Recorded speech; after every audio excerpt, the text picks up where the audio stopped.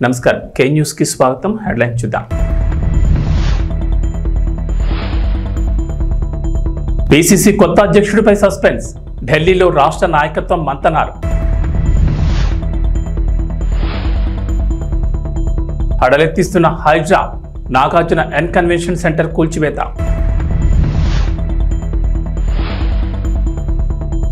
విశాఖపట్నంలో unit mall తొలి విడతగా కేంద్రం నిధుల విడుదల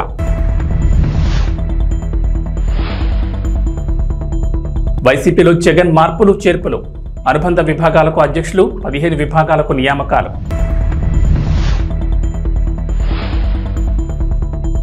తెలంగాణకు రెయిన్ అలర్ట్ నేడు పలు జిల్లాల్లో భారీ వర్షాలు ఎల్లో అలర్ట్ జారీ చేసిన అధికారులు అక్రమ నిర్మాణాల కూల్చివేతతో హాట్ టాపిక్ గా మారిన Hyderabad disaster response and assets monitoring and protection ఎక్కడ తగ్గడం లేదు. ఎవరైతే నాకేంటి అంటూ హైడ్రా అధికారులు కూల్చివేతలు కొనసాగిస్తున్నారు. తాజాగా హైదరాబాద్ మాదాపూర్లోని ఎన్ కన్వెన్షన్ను హైడ్రా అధికారులు కూల్చివేస్తున్నారు. సినీ హీరో నాగార్జునకు చెందిన ఈ కన్వెన్షన్ను ఇవాళ ఉదయం భారీ బందోబస్తు మధ్య అధికారులు కూల్చివేతలు ప్రారంభించారు. నాగార్జునకు సంబంధించి ఎన్ కన్వెన్షన్ సెంటర్పై తాజాగా హైడ్రా అధికారులకు ఫిర్యాదు అందింది. తుమ్మకుంటలో చెరువును ఆక్రమించి నాగార్జున 3 ఎకరాల్లో ఎన్ కన్వెన్షన్ సెంటర్ నిర్మించారని పలువురు ఫిర్యాదు చేశారు. చెరువు ఎఫ్టీఎల్ పరిధిలో కన్వెన్షన్ నిర్మించారని గతంలోనూ ఫిర్యాదులు అందాయి. దీంతో రంగంలో దిగిన హైడ్రా అధికారులు సర్వే నిర్వహించి పక్కా ఆధారాలతో శనివారం తెల్లవారుజాము నుంచే కన్వెన్షన్ సెంటర్ కూల్చివేత ప్రారంభించారు. ఎన్ కన్వెన్షన్ లోపలికి వెళ్లే అన్ని దారులను అధికారులు మూసేశారు. మీడియాకు సైతం అనుమతి లేదని అన్ని దారుల్లోనూ బారికేడ్లు ఏర్పాటు చేశారు. కూల్చివేతలను చిత్రీకరించేందుకు అనుమతి లేదంటూ మీడియాపై కూడా ఆంక్షలు విధించారు. హైదరాబాద్ మెట్రో రోజుకు లక్షల సంఖ్యలో ప్రయాణికులను తమ గమ్యస్థానాలకు చేర్పిస్తోంది. దాదాపు 4 నుంచి 5 లక్షల మంది మెట్రో ట్రైన్లో ప్రయాణిస్తున్నారు. నగరం ఓ మూల నుంచి మరో మూలకు ఈజీగా చేరుకునేందుకు మెట్రోను ఆశ్రయిస్తున్నారు. తక్కువ ఖర్చుతో తక్కువ సమయంలో గమ్యస్థానాలకు చేరుకునేందుకు మెట్రో ఉపయోగపడుతోంది. అయితే ఇంతటి ఆదరణ ఉన్న మెట్రోలో ఇప్పటికీ కొన్ని సాంకేతిక సమస్యలు ప్రయాణికులను ఇబ్బందులు గురిచేస్తున్నాయి. కొన్నిసార్లు వారి జేబుకు చిల్లులు పెడుతున్నాయి. తాజాగా అటువంటి అనుభవం ఎదురైంది ఓ ప్రయాణికుడికి. హాలిడే ఉన్న రోజుల్లో మెట్రోలో తక్కువ ఖర్చుతో అపరిమితంగా ప్రయాణించేందుకు హైదరాబాద్ మెట్రో అధికారులు సూపర్ సేవర్ కార్డును తీసుకొచ్చారు. 59 రూపాయలు రీఛార్జ్ చేసుకుంటే నగరమంతా మెట్రో రూట్లలో అపరిమితంగా తిరగవచ్చు. అయితే ఇవాళ ఉదయం ఎల్బీ నగర్ మెట్రో స్టేషన్లో ఓ ప్రయాణికుడు సూపర్ సేవర్ కార్డ్ రీఛార్జ్ నేడు 4వ శనివారం హాలిడే చేసుకునేందుకు ప్రయత్నించగా అతడికి చేదు అనుభవం ఎదురైంది. జేబులో డబ్బులు లేకపోవడంతో క్యూఆర్ కోడ్ స్కాన్ చేసి డబ్బులు చెల్లించాలని భావించాడు. అయితే మెట్రో స్టేషన్లో సిగ్నల్ ప్రాబ్లం ఎదుర్కోవడంతో రీఛార్జ్ కావడం లేదని సిబ్బంది చేతులెత్తేశారు. 2-3 క్యూఆర్ కోడ్ మెషిన్లు పరిశీలించినా అందులోనూ నో సిగ్నల్ను చూపించడంతో మెట్రో సిబ్బంది డబ్బులు ఇచ్చి రీఛార్జ్ చేసుకోవాలని సూచించారు. తెలంగాణ పిసిసి నూతన అధ్యక్షుడి నియామకంపై సస్పెన్స్ కొనసాగుతోంది. ఆ పదవి ఎవరికి దక్కుతుందనేది హాట్ టాపిక్ గా మారింది. కొత్త అధ్యక్షుడి నియామకానికి కొలికి తెచ్చేందుకు కాంగ్రెస్ అధిష్టానం ప్రయత్నిస్తోంది. ఈ మేరకు సీఎం రేవంత్ రెడ్డి నేతృత్వంలోని రాష్ట్ర నాయకత్వం శుక్రవారం ఢిల్లీలోని పార్టీ పెద్దలతో సమాలోచనలు చేసింది. పార్టీ అధ్యక్షుడు ఖర్గే, రాహుల్ గాంధీ, కేసీ వేణుగోపాల్, దీపాదాస్ మున్షిలతో రేవంత్, డిప్యూటీ సీఎం భట్టి, మంత్రి ఉత్తమ్ విడివిడిగా మాట్లాడారు. ఈ మేరకు కొత్త అధ్యక్షుడి నియామకంపై వారి అభిప్రాయాలు తెలుసుకున్నట్లు తెలిసింది. ప్రస్తుతం పిసిసి అధ్యక్షుడిగా సీఎం రేవంత్ రెడ్డి కొనసాగుతున్నారు. పిసిసిగా ఆయన 3 ఏళ్ల పదవీ కాలం నెల క్రితమే ముగిసింది. దీంతో కొత్త అధ్యక్షుడి ఎంపిక అనివార్యమైంది. పిసిసి రేసులో చాలా మంది నేతలు ఉన్నారు. దీంతో సామాజిక అంశాలను పరిగణలోకి తీసుకుని పిసిసి అధ్యక్షుడిని ఎంపిక చేయాలని భావిస్తున్నారు. ప్రస్తుతం రెడ్డి వర్గానికి చెందిన రేవంత్ సీఎంగా ఉండగా మరో బలమైన సామాజిక వర్గానికి ఆ పదవిని కేటాయించనున్నట్లు సమాచారం.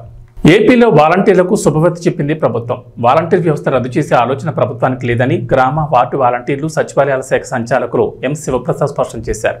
సాంకేతిక కారణాల వల్ల వారి గౌరవ వేతనాలు 2 నెలల నుంచి బకాయిలు పడ్డాయని తెలిపారు. ఆ బకాయిల్ని విడుదల చేయమని ఆర్థిక శాఖకు నివేదికలు కూడా పంపామన్నారు. త్వరలో జరిగే కేబినెట్ సమావేశంలో ఈ అంశం ఆమోదించే అవకాశం ఉందని, వాలంటీర్లలో అత్యధికులు విద్యాధికులు కావడంతో వారిని మరింత ఉన్నత స్థానాల్లో తీసుకునేలా ప్రభుత్వం ప్రణాళికలు రూపొందిస్తుందన్నారు. అంతేకాదు వాలంటీర్లకు స్కిల్ డెవలప్మెంట్ శిక్షణ కూడా ఇవ్వనుందని, గౌరవ వేతనం పెంపు తదితర అంశాలపై పరిశీలిస్తుందన్నారు. వాలంటీర్ల వ్యవస్థ కొనసాగింపు, ఇతర అంశాలపై అనవసర అపోహలు వద్దన్నారు శివప్రసాద్. సచివాలయ వ్యవస్థ ఉంటుందని, వాలంటీర్లను తొలగించబోమని అన్నారు. ప్రజా ప్రయోజనాల కోసం వాలంటీర్ల వ్యవస్థ ఏర్పాటు చేశారని, వారి ఉద్యోగ భద్రతకు ఎలాంటి ఇబ్బంది లేదన్నారు శివప్రసాద్. విశాఖ వాసులకు కేంద్రం గుడ్ న్యూస్ చెప్పింది. నగరంలో ఫేమస్ మాల్ ఏర్పాటు కాబోతోంది. కేంద్రం దేశవ్యాప్తంగా చేనేత హస్తకళలను ప్రోత్సహించేందుకు మంజూరు చేసిన యూనిట్ మాల్ నగరంలోని మధురవాడలో ఏర్పాటు చేస్తారు. రాష్ట్ర ప్రభుత్వం మాల్ నిర్మాణానికి వేగం పెంచింది. ఇప్పటికే డిపిఆర్ సిద్ధం చేయగా ఇప్పటికే జ్యుడిషియల్ ప్రివ్యూను పూర్తి చేసి టెండర్ ప్రక్రియను ప్రారంభించారు. ఈ మాల్ను మొత్తం 172 కోట్లతో నిర్మిస్తారు. అయితే ఇప్పటికే తొలి విడతగా 86 కోట్లను కేంద్రం మంజూరు చేసింది. మాల్ నిర్మాణానికి నిధులు సింగిల్ నోడల్ అకౌంట్లో జమ చేస్తారు. ఈ మాల్ ప్రాజెక్టును 2 ఏళ్లలో పూర్తి చేయాల్సి ఉంటుంది. వచ్చే ఏడాది మార్చి లేదా ఏప్రిల్ నెలలో మిగిలిన నిధుల్ని కేంద్రం విడుదల చేయనుంది. ఈ నిధుల్ని 50 ఏళ్ల కాలానికి వడ్డీ లేని రుణంగా కేంద్రం అందజేస్తోంది. మధురవాడలో నిర్మించే ఈ మాల్ ఋషికొండ బీచ్కు 5 కిలోమీటర్ల దూరంలో ఉంటుంది. దీన్ని సముద్రపు ఒడ్డున 5 ఎకరాల్లో G+4 తరహాలో నిర్మించేందుకు డిజైన్ సిద్ధం చేశారు. ఈ మాల్ను కొండ ఏటవాలు ప్రాంతంలో సముద్రాన్ని ఆనుకు నిర్మించేలా ప్లాన్ చేశారు. వైఎస్ఆర్సీపీ అధినేత వైఎస్ జగన్మోహన్ రెడ్డి పార్టీలో ప్రక్షాళన మొదలుపెట్టారు. తాజాగా మరోసారి మార్పులు చేర్పులు చేశారు. పార్టీకి సంబంధించిన అనుబంధ విభాగాలకు రాష్ట్ర అధ్యక్షులను నియమించారు. వైఎస్ఆర్సీపీ రైతు, మహిళా, మైనార్టీ, న్యాయ, గ్రీవెన్స్ విభాగాల అధ్యక్షులను నియమించారు. ఈ పదవుల్లో ప్రస్తుతం ఉన్నవారినే కొనసాగిస్తున్నారు. వైఎస్ఆర్సీపీ రైతు విభాగం అధ్యక్షుడిగా ఎంవీఎస్ నాగిరెడ్డి, వైఎస్ఆర్సీపీ రాష్ట్ర మహిళా విభాగం అధ్యక్షురాలిగా MLC Varudu Kalyani, YSRCP minority cell అధ్యక్షుడిగా Khader Basha, YSRCP legal cell అధ్యక్షుడిగా మనోహర్ రెడ్డి, వైఎస్ఆర్సీపీ గ్రీవెన్స్ విభాగం అధ్యక్షుడిగా నారాయణమూర్తిని కొనసాగించారు. వైఎస్ఆర్సీపీ ట్రేడ్ యూనియన్ అధ్యక్షుడిగా పూనూరు గౌతమ్ రెడ్డికి మళ్లీ బాధ్యతలను అప్పగించారు వైఎస్ జగన్. ఇతర విభాగాలకు సంబంధించిన వివరాలు ఇలా ఉన్నాయి. వైఎస్ఆర్సీపీ ఎస్టీ సెల్ అధ్యక్షుడిగా ఎమ్మెల్యే విశ్వేశ్వరరాజు, వైఎస్ఆర్సీపీ పంచాయతీరాజ్ విభాగం అధ్యక్షుడిగా వెన్నపోస్ రవీంద్రారెడ్డి, వైఎస్ఆర్సీపీ మున్సిపల్ విభాగం అధ్యక్షుడిగా రేపాల శ్రీనివాస్, వైఎస్ఆర్సీపీ వాలంటీర్ విభాగం అధ్యక్షుడిగా నాగార్జున యాదవ్, వైఎస్ఆర్సీపీ ట్రేడ్ యూనియన్ అధ్యక్షుడిగా గౌతమ్ రెడ్డిని నియమించారు. మరి మధ్యాహ్నం 2:20 ఈ ఘటన జరిగితే 2 గంటల ప్రాంతంలో ఈ ఘటన జరిగితే ఈ ఘటనకు సంబంధించి జరిగిన వివరాలను ఒక్కసారి గమనిస్తే ఈ ఘటనలో ప్రభుత్వం స్పందించకూడదు అన్న తాపత్రయము ఎక్కువగా కనిపిస్తూ ఉంది. ప్రభుత్వం 17 మంది చనిపోతే ఈ ప్రభుత్వం మొట్టమొదటగా సాయంత్రం 4 గంటలకు హోంమంత్రి వచ్చి ప్రెస్ మీట్ను అడ్రస్ చేస్తూ తాను మాట్లాడినప్పుడు కూడా సహాయానికి సంబంధించి పర్యవేక్షించడానికి తాను అనకాపల్లికి వెళ్తున్నాను అన్న మాటలు వాళ్ళ నోట్లో నుంచి రాలేదు. మరో గంట తర్వాత అంటే సాయంత్రం 5 గంటల ఆ ప్రాంతంలో కార్మిక శాఖ మంత్రి ఎవరి పరిధిలోకి వస్తుందో, ఈ డైరెక్టర్ ఆఫ్ ఫ్యాక్టరీస్ అనేది ఎవరి పరిధిలోకి వస్తుందో, ఈ కార్మిక శాఖ మంత్రి కూడా ప్రెస్ మీట్ పెట్టి ఎంతమంది చనిపోయారో తెలియలేదు అన్నాడు. వివరాలు లేవు అని మాట్లాడతాడు. తాను కూడా హుటాహుటిన అక్కడికి వెళ్ళాలి అనే తాపత్రయం కూడా చూపించడు.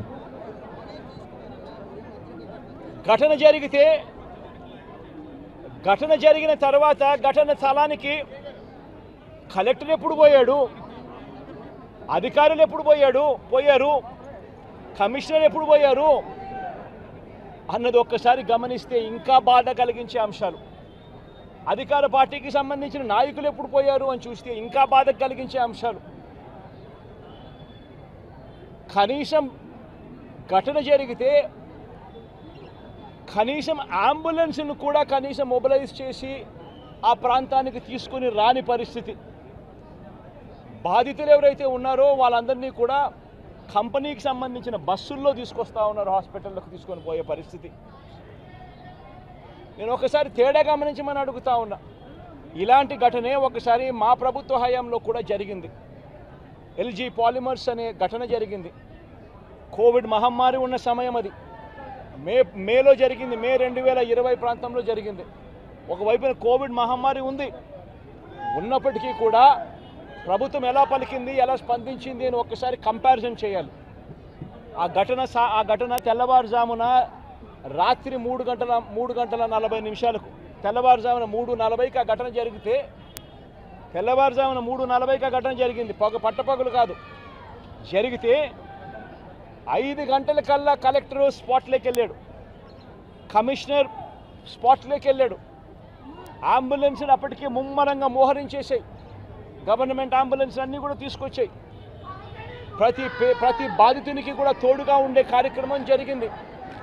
6 గంటలకల్లా వైఎస్ఆర్ కాంగ్రెస్ పార్టీకి సంబంధించిన సీనియర్ నాయకులు అందరూ కూడా స్పాట్ మీదకి వెళ్ళారు, తోడుగా ఉండే కార్యక్రమం చేశారు. అదే రోజు 11 గంటలకల్లా, మధ్యాహ్నం కూడా కాదు, మధ్యాహ్నం కాకమునిపే 11 గంటలకల్లా ఏకంగా ముఖ్యమంత్రి అంటే నేనే ఏకంగా స్పాట్లోకి నేనే రావడం జరిగింది. స్పందించిన తీరు గమనించమని అడుగుతా ఉన్నా. వెంటనే 24 గంటల్లోనే ఏకంగా ₹1 కోటి కాంపన్సేషన్ ప్రకటించిన పరిస్థితులు గతంలో ఎప్పుడు జరగల. ఇట్లాంటి ఘటనలు జరిగినప్పుడు గవర్నమెంట్ ఎప్పుడూ కూడా రెస్పాన్సిబిలిటీ తీసుకొని గవర్నమెంట్ ఎప్పుడూ కూడా బాధితుల పట్ల సానుభూతితో ఎప్పుడూ వ్యవహరించలా. ఇంతగా వ్యవహరించిన పరిస్థితులు ఎప్పుడూ లేవు.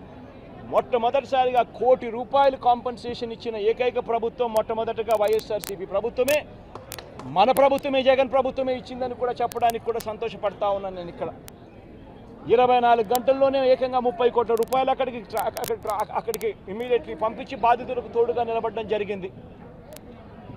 ఎవరైతే దెబ్బలు తగిలాయో, ఎవరైతే ఉన్నారో వాళ్ళని వెంటనే హాస్పిటల్లోకి చేర్పించడం, 3 రోజులు హాస్పిటల్లో ఉంటే ₹10 లక్షల మేర కాంపన్సేషన్ ఇవ్వడం, హాస్పిటల్లోకి జరిగిన మైనర్ ఇంజనీర్స్కి కూడా వెంటనే ₹3 లక్షలు ఇవ్వడం, హాస్పిటల్లోకి ఎవరు వచ్చినా కూడా చిన్న గాయాలతో వచ్చిన వాళ్ళకు కూడా ₹25,000 మేరకు వాళ్ళకు కూడా కాంపన్సేషన్ ఇచ్చి పంపించడం, ఏకంగా గ్రామాలకు కూడా 15,000 మంది 15,000 మంది నివాసం ఉంటా ఉన్న చుట్టుపక్కల ఉన్న 5 గ్రామాలకు సంబంధించి ప్రతి ఒక్కరికి కూడా మళ్ళీ ₹10,000 కూడా ఇచ్చి కూడా తోడుగా నిలబడిన పరిస్థితులు ఆ రోజుల్లో వైఎస్ఆర్ కాంగ్రెస్ పార్టీ ప్రభుత్వ హయాంలో జరిగాయి. నేను ఇక్కడ ఎందుకు చెప్తా ఉన్నాను అంటే, మనిషి ఒక ప్రభుత్వం అధికారంలో ఉన్నప్పుడు స్పందించే తీరు ఎలా ఉంటుంది అన్నది చాలా ఇంపార్టెంట్. ఈ ఘటనలో చంద్రబాబు నాయుడు గారు ఇక్కడికి వచ్చినప్పుడు ఆయన ప్రెస్ మీట్ చూసి ఆశ్చర్యపోయా. జగన్ హయాంలో జరిగాయి ఘటనలు అని చెప్పి చెప్తాడు కానీ, నేరాన్ని ఇక్కడ నుంచి డైవర్ట్ చేసే కార్యక్రమం చేస్తాడు కానీ, ఆశ్చర్యం ఏమిటంటే చంద్రబాబు నాయుడు ఇంతకుముందు 2014 నుంచి 19 ఆయన ముఖ్యమంత్రిగా ఉన్నప్పుడు ఆయన హయాంలో జరగలేదా? ఈ ఘటనలు ఇటువంటివన్నీ ఎవరి హయాంలో అయినా కూడా జరుగుతాయి. ఆంధ్రప్రదేశ్ అసెంబ్లీ ఎన్నికల వేళ రాజుకున్న అల్లు వర్సెస్ మెగా వివాదం ఇప్పటికీ తారాస్థాయికి చేరుకుంది. అంతేకాకుండా ఇప్పటివరకు సోషల్ మీడియాలకే పరిమితమైన ఈ టీజింగ్ ఇప్పుడు మీడియా వరకు చేరింది. మెగాస్టార్ చిరంజీవి పుట్టినరోజు సందర్భంగా ఇందిరా సినిమాను రిలీజ్ చేసిన సంగతి తెలిసిందే. అయితే ఇందిరా మాటేమో కానీ థియేటర్లలో బన్నీని మాత్రం దారుణంగా టీచ్ చేశారు మెగా ఫ్యాన్స్. చిరుకి శివాజీ వెన్నుపోటు పొడిచే సీన్ వచ్చినప్పుడు బన్నీ అంటూ నినాదాలు చేశారు. ఇక ఈ వీడియోలు సోషల్ మీడియాలో తెగ వైరల్ అయ్యాయి. అయితే వీటికి బన్నీ ఫ్యాన్స్ కూడా గట్టిగానే కౌంటర్లు వేశారు. కానీ ఇప్పటివరకు సోషల్ మీడియాకే పరిమితమైన ఈ ఫ్యాన్స్ వార్ ఇప్పుడు మీడియా ముందుకు వచ్చేసింది. ఇందిరా రిలీజ్ వేళ ఫ్యాన్స్ ముందు మీడియా మైకు పెట్టడం పాపం. అల్లు అర్జున్పై ఓ రేంజ్లో రెచ్చిపోయారు మెగా అభిమానులు. ఈ వీడియోలు కూడా ఇప్పుడు వైరల్ అవుతున్నాయి. ఇక వాతావరణ విషయానికి వస్తే తెలంగాణలో గత కొన్ని రోజులుగా వర్షాలు కురుస్తున్నాయి. అన్ని ప్రాంతాల్లోనూ జోరుగా వానలు పడుతున్నాయి. తాజాగా రాష్ట్రానికి మరోసారి రెయిన్ అలర్ట్ జారీ చేసింది హైదరాబాద్ వాతావరణ శాఖ. నేడు రాష్ట్రంలో విస్తారంగా వర్షాలు కురుస్తాయని చెప్పింది. పలు జిల్లాల్లో భారీ వర్షాలకు ఛాన్స్ ఉందని వెల్లడించింది. ఉత్తర పశ్చిమ బెంగాల్, ఈశాన్య, జార్ఖండ్ ప్రాంతాల్లో అల్పపీడనం ఏర్పడిందని అన్నారు. దీనికి అనుబంధంగా ఆవర్తనం సగటు సముద్రానికి 7.6 కిలోమీటర్ల ఎత్తులో కేంద్రీకృతమైందని చెప్పారు. అల్పపీడన ప్రభావంతో తెలంగాణ వ్యాప్తంగా వర్షాలు కురుస్తాయన్నారు. మరో 5 రోజుల పాటు రాష్ట్రంలో భారీ వర్షాలు కురిసే అవకాశం ఉందన్నారు. నేడు నిర్మల్, నిజామాబాద్, కామారెడ్డి, జగిత్యాల, ఆదిలాబాద్, కొమరంభీం, ఆసిఫాబాద్, మంచిర్యాల, భద్రాద్రి కొత్తగూడెం, ఖమ్మం, మెదక్, ములుగు, కరీంనగర్ జిల్లాలో ఓ మోస్తరు వర్షాలకు ఛాన్స్ ఉందని చెప్పారు. నిర్మల్, సంగారెడ్డి, మెదక్, కామారెడ్డి, నిజామాబాద్, రంగారెడ్డి, వికారాబాద్ జిల్లాల్లో భారీ వర్షాలకు ఎక్కువ అవకాశాలున్నాయని చెప్పారు. ఈ మేరకు ఆయా జిల్లాలకు ఎల్లో అలర్ట్ జారీ చేశారు. భారీ వర్షంతో పాటు ఉరుములు, మెరుపులు ఉంటాయని, పలు చోట్ల పిడుగులు పడే ఛాన్స్ ఉందని చెప్పారు. గంటకు 30 నుంచి 40 కిలోమీటర్ల వేగంతో బలమైన ఈదురుగాలులు వీస్తాయని అన్నారు. ఏబీ బులెటిన్ విశేషం. నమస్కారం.